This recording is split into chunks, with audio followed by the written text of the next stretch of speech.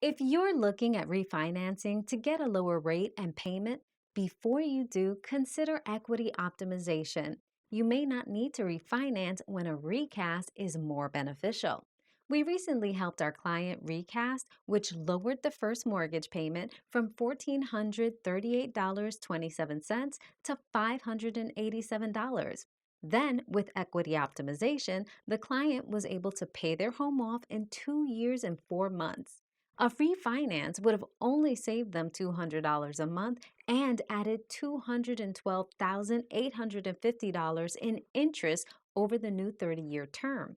With equity optimization, the client will save 27 plus years and 200,000 plus in interest.